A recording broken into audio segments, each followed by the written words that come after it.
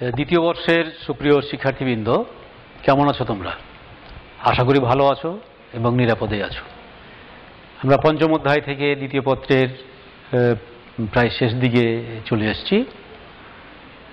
আজকে তোমাদের যে জিনিসটি নিয়ে আলোচনা করব সেটি হলো, তোমরা সবাই জানো যে ঐতিহাসিক 6 দফা 66 সালে বঙ্গবন্ধু শেখ মুজিবুর রহমান ঘোষণা করেছিলেন এবং তার 6 দফা ঘোষণার পিছনে যে প্রধান বিষয় ছিল সেটি হলো পূর্ব পাকিস্তান এবং পশ্চিম পাকিস্তানের মধ্যে একটা বৈষম্য তৈরি হয়েছিল এবং বিরাট বৈষম্য।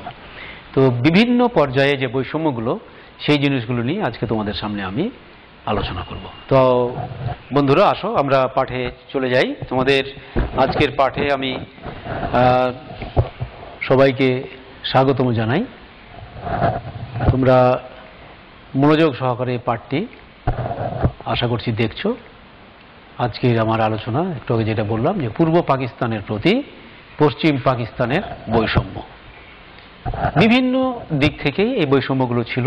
আমরা সেই বৈষম্যগুলো একে একে জানার চেষ্টা করি এবং সেটা দেখলেই আমরা উপলব্ধিতে আনতে পারবো যে আসলে পাকিস্তান শাসক গোষ্ঠী পুরো পাকিস্তানের লোকদের কতটা বন্ধু ছিল নাকি ক্ষতিকারক কিছু ছিল।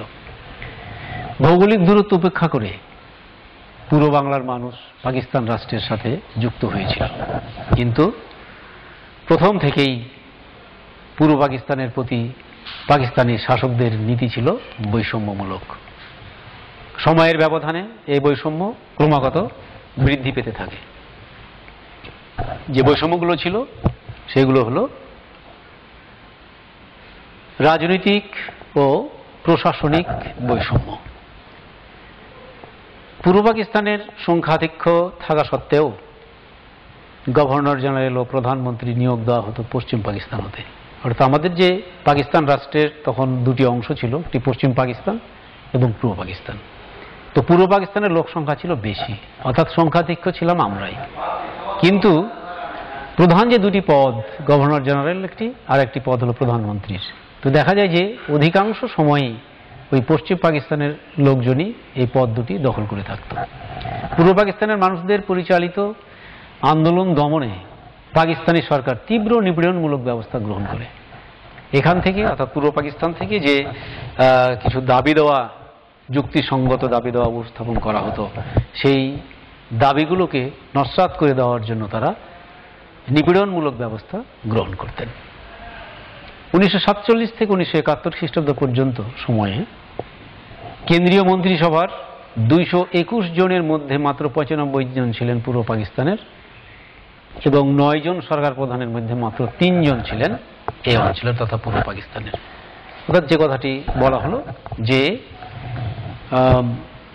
রাজনৈতিকভাবে এবং প্রশাসনিকভাবে আমরা পরবর্তীতে দেখব যে পদগুলো সৃষ্টি হয়েছিল বা যা ছিল, সেখানে পশ্চিম পাকিস্তানিদেরই প্রাধান্য, সেখানে পূর্ব পাকিস্তানের লোকদের সেরকমভাবে প্রাধান্য দেওয়া হয়নি। আমরা সামনে স্লাইডের মাধ্যমে আমরা একে একে সেগুলো দেখব, পরিসংখ্যান ভিত্তিক যে কী ধরনের পূর্ব পাকিস্তানের লোকজন বঞ্চিত ছিল বা পশ্চিম পাকিস্তানের শাসক গোষ্ঠী কীভাবে বৈষম্য তৈরি করেছিল পূর্ব পাকিস্তানের সাথে।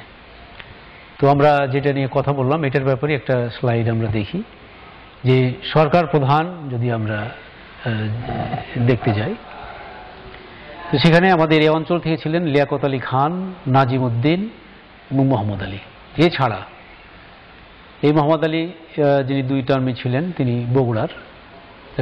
পরবর্তী যিনি দ্বিতীয় মোহাম্মদ আলী যাকে আমরা দেখছি, তিনি পশ্চিম পাকিস্তানের। তারপরে সোহরাওয়ার্দী, আই চণ্ডীগড়, ফিরোজ খান নুন, আয়ুব খান দীর্ঘ সময় ছিলেন, 58 থেকে 69। এবং শেষে আমরা দেখতে পাই যে ইয়াহিয়া খান। তো তাহলে আমরা দেখতে পাচ্ছি যে মাত্র 3 জন আমাদের এই পূর্ব পাকিস্তান থেকে এই সরকার প্রধান হিসেবে দায়িত্ব পেয়েছিলেন। তবুও বলতে দ্বিধা নেই যে তাঁরা ওই পশ্চিম পাকিস্তানিদের মতোই কথাবার্তা বলেছিলেন। এবং আমরা জানি যে সেই খাজা নাজিমুদ্দিন, লিয়াকত আলী খান 1952 সালে যেভাবে কথা বলেছেন বাংলা ভাষার প্রশ্নে, তারা উর্দুকেই সমর্থন করে কথা বলছিলেন। আমরা আসি মোট মন্ত্রী সংখ্যার দিক থেকে। মোট মন্ত্রী ছিল লিয়াকত আলী খানের সময় 19 জন, যার পশ্চিম পাকিস্তান থেকে ছিলেন 13 জন, পূর্ব পাকিস্তান থেকে 6 জন। নাজিমুদ্দিনের সরকারে 15 জন মন্ত্রীর মধ্যে পশ্চিম মন্ত্রী, উপমন্ত্রী, প্রতিমন্ত্রী মিলিয়ে তার মধ্যে 15 জনের 9 জন ছিল পশ্চিম পাকিস্তান থেকে, 6 জন পূর্ব পাকিস্তান। তারপরে আমরা দেখি মোহাম্মদ আলীর যে 2 মেয়াদের প্রথম মেয়াদে মোট সদস্য ছিল 14, সেখানে 9 জন ছিলেন পশ্চিম পাকিস্তানি এবং 5 জন ছিলেন পূর্ব পাকিস্তানের। দ্বিতীয় টার্মে 16 জন মন্ত্রীর মধ্যে 9 জন ছিলেন পশ্চিম পাকিস্তান থেকেই, মাত্র 7 জন ছিলেন পূর্ব পাকিস্তানের। এভাবে আমরা যদি প্রত্যেকটা পরিসংখ্যানে দেখতে যাই তো দেখব আমরা যে 2টি অঞ্চলের মধ্যে পশ্চিম পাকিস্তানে যেভাবে আছে প্রত্যেকটা ক্ষেত্রে আমরা দেখি যে পূর্ব পাকিস্তানের মন্ত্রীদের সংখ্যা বরাবরই কম। তাহলে আমরা দেখতে পাচ্ছি যে মোট 211 জন মন্ত্রী, প্রতিমন্ত্রী, উপমন্ত্রী মিলিয়ে তার বিভিন্ন সময়ে 126 জনই ছিলেন পশ্চিম পাকিস্তানের, মাত্র 85 জন পূর্ব পাকিস্তান থেকে সেখানে মন্ত্রী হিসেবে যোগদান করার সুযোগ পেয়েছিলেন। আমরা পরের স্লাইড যাই। সামরিক বৈষম্যের দিকটা আমরা দেখি যে স্থলবাহিনী আমাদের সৈন্য তখন পাকিস্তানের সৈন্য সংখ্যার 95 ভাগই ছিল পশ্চিম পাকিস্তানের, আর মাত্র 5 ভাগ ছিল পূর্ব পাকিস্তানের। আজ ইউএন মিশনে বাংলাদেশের তথা তৎকালীন পূর্ব পাকিস্তানে, পাকিস্তান ছিল বাংলাদেশি, ইউএন মিশনে কত ভালো ভূমিকা রাখছে তারা, অথচ পশ্চিম পাকিস্তানিরা সেই সময় এদেশের মানুষ সেনাবাহিনীর চাকরি করার মতো তাদের দৈহিক গঠন নেই, মেধা নেই ইত্যাদি কথা বলে মাত্র 5% লোককে তারা এই স্থলবাহিনীর চাকরিতে দিয়েছে। নৌবাহিনী কারিগরি শাখা যদি আমরা দেখি 81%, সেখানে পূর্ব পাকিস্তান মাত্র 19%। অকারিগরি শাখায় পশ্চিম পাকিস্তান থেকে 91%, পূর্ব পাকিস্তান থেকে 9%। বিমান বাহিনী বৈমানিক 91% পশ্চিম পাকিস্তান, পূর্ব পাকিস্তান 9%। সশস্ত্র বাহিনীর যে সংখ্যার দিকে যদি আমরা দেখি যে তাহলে 5 লাখ যেখানে পশ্চিম পাকিস্তান থেকে এখানে চাকরি করার সুযোগ পাচ্ছে বা অংশগ্রহণ করেছে, সেখানে মাত্র পূর্ব পাকিস্তান থেকে চাকরি করার সুযোগ পেয়েছিল 20,000। কোথায় 5 লাখ আর কোথায় 20,000। এইভাবে আমরা দেখি যে যেমন আমরা দেখলাম ইতিপূর্বে সরকারের গঠন করতে গিয়ে কিংবা প্রশাসনে, যেমন আমরা এখন দেখতে পাচ্ছি সেনাবাহিনী মানে সশস্ত্র বাহিনীর মধ্যেও এই ধরনের বিরাট একটা বৈষম্য। আমরা প্রশাসনিক দিকে দেখি এখন যে পূর্ব পশ্চিম পাকিস্তানের কেন্দ্রীয় যে চাকরি সেটা 1966 সালে কিভাবে আমাদের তখন ছিল যে প্রেসিডেন্টের যে সেক্রেটারিয়েট সেখানে পূর্ব পাকিস্তান থেকে মাত্র 19 ভাগ, পাশাপাশি পশ্চিম পাকিস্তান দেখা যাচ্ছে 81 ভাগ। দেশ রক্ষায় দেখা যাচ্ছে যে পূর্ব পাকিস্তান 8 ভাগ আর পশ্চিম পাকিস্তান 91.9, 8.1, 91.9। শিল্প 25.7 পূর্ব পাকিস্তান, সেখানে পশ্চিম পাকিস্তান থেকে 74.3%। স্বরাষ্ট্র 22.7 পূর্ব পাকিস্তান, সেখানে পশ্চিম পাকিস্তান থেকে লোক সুযোগ পাচ্ছে 77.3। শিক্ষায় আমরা দেখতে পাই যে 27.3% হলো পূর্ব পাকিস্তানের, পশ্চিম পাকিস্তানের 72.7%।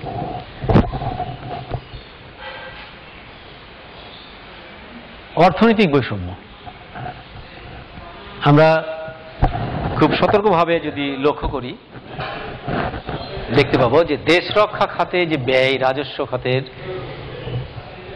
60% ব্যয় করা হয়েছিল যে রাজস্ব, সেই 60%-এর দেখা যাচ্ছে যে মাত্র 10% পূর্ব পাকিস্তানে, আর 50%ই অর্থাৎ 6 ভাগের 1 ভাগ পূর্ব পাকিস্তানে যেখানে লোক সংখ্যা বেশি, আর 6 ভাগের 5 ভাগই পশ্চিম পাকিস্তানে ব্যয় করা হচ্ছে।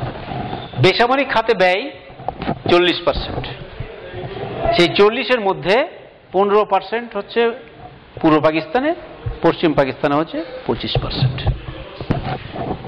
আমরা রপ্তানি আয় অর্থাৎ পূর্ব পাকিস্তান থেকে রপ্তানি করে আমরা দেখতে পাই যে মোট রপ্তানির 59% হতো পূর্ব পাকিস্তান থেকে, যার টাকায় দেখতে পাই আমরা যে 115.3 কোটি টাকা আয় হতো বৈদেশিক মুদ্রা পূর্ব পাকিস্তান থেকে। সেখানে পশ্চিম পাকিস্তান থেকে আয় হতো 41%, অর্থাৎ 82 কোটি টাকা। তাহলে আয় করছে আমরা বৈদেশিক মুদ্রা বেশি।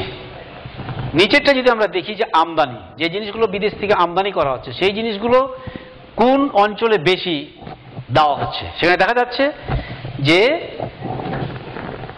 331.5 কোটি টাকার যে ব্যয় হয়েছিল আমদানি ব্যয়, সেই ব্যয়ের দেখা যাচ্ছে কি যে পূর্ব পাকিস্তানে আসছে 30%, 100 কোটি টাকার জিনিস, আর পশ্চিম পাকিস্তানে আসছে 231.5 কোটি টাকা, 70%। তাহলে আয়ের দিকে বৈদেশিক মুদ্রা আয় হচ্ছে 59%, 100%-এর মধ্যে পূর্ব পাকিস্তান থেকে, অথচ সুযোগ সুবিধা বাইরে থেকে যা আসছে তার 30% ভোগ করছি আমরা।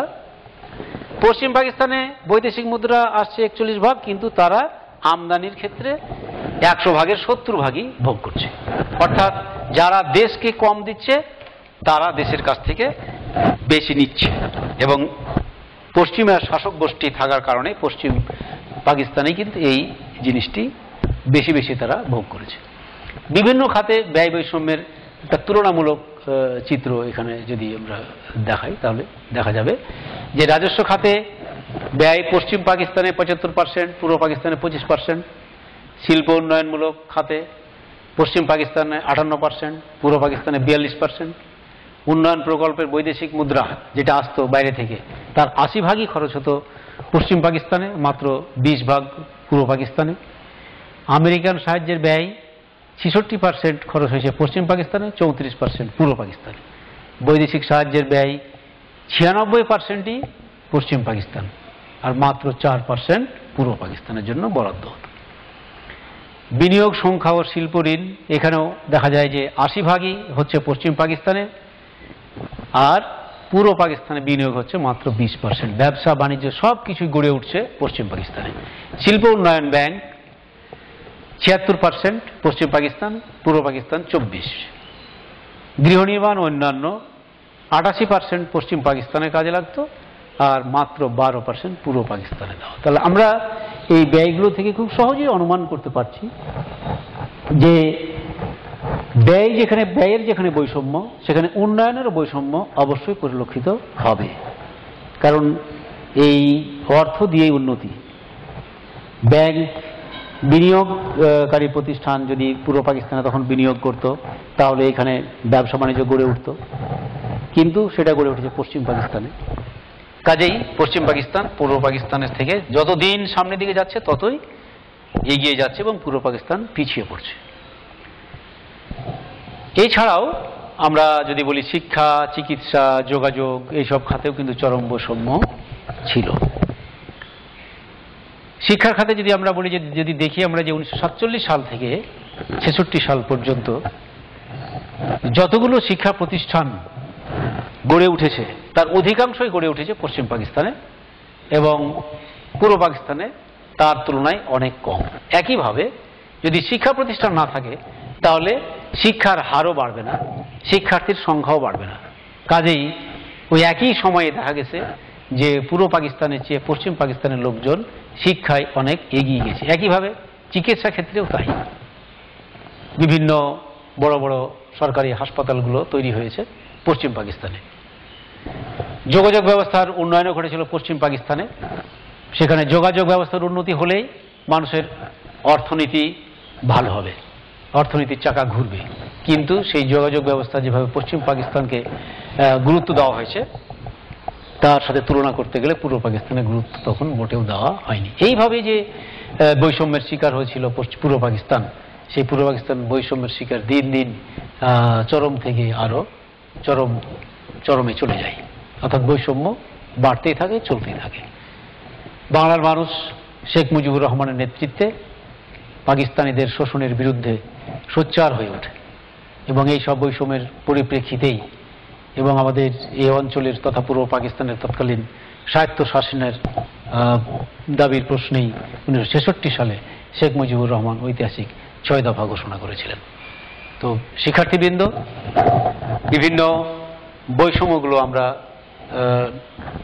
চার্টের মাধ্যমে দেখলাম। আমার মনে হয় যে তোমাদের এই চার্ট থেকে একটা সুন্দর ধারণা এসছে যে বৈষম্যগুলো কেমন ছিল।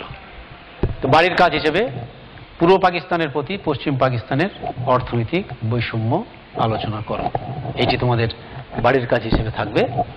আমি আশা করছি যে তোমরা আজকের ক্লাসটি সুন্দরভাবে